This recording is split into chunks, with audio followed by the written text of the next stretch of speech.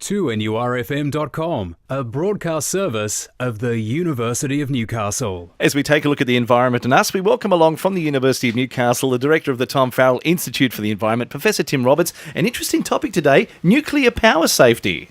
Yes, Dave, this is just a hypothetical, really, but an interesting hypothetical, and that is nuclear power is going to be, eventually, a very good way of decreasing the amount of carbon dioxide that goes up into the atmosphere as we burn less coal, for instance.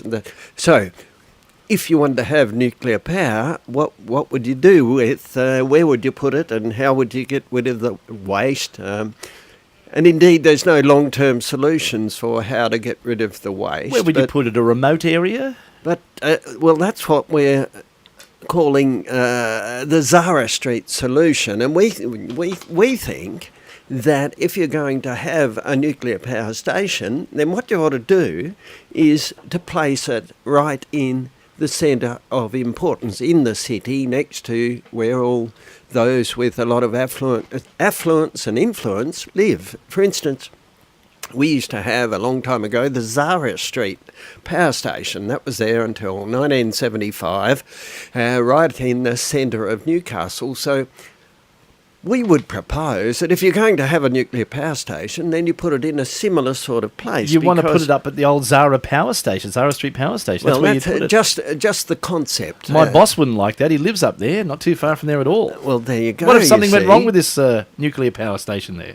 Well, before you build one, you've got to plan it. And the planning of it, of course, is going to relate to the levels of safety, making sure that it's not going to be hit by a tsunami, it's not going to be, the concrete's not going to leak, it's not going to overheat, all of those sorts of things. And one might imagine that if you placed it right out in the desert, where there was nobody living, or on an uninhabited island, for instance, then there might be different safety constrictors compared to putting it in the centre of town, centre of Sydney, for instance. Right, yeah. And so what we're saying is to make sure that whatever's done with nuclear power is done with the ultimate safety, let's propose that we build the station right in the centre of our population. So there's a thought, you see, Dave. That right in the heart of the city. We could expect much more forethought, I can't speak today, much more forethought about the issue of safe disposal, the business of long-term safety, if we made that restriction. Okay, now what about some homework? What would you like to talk about next Tuesday morning?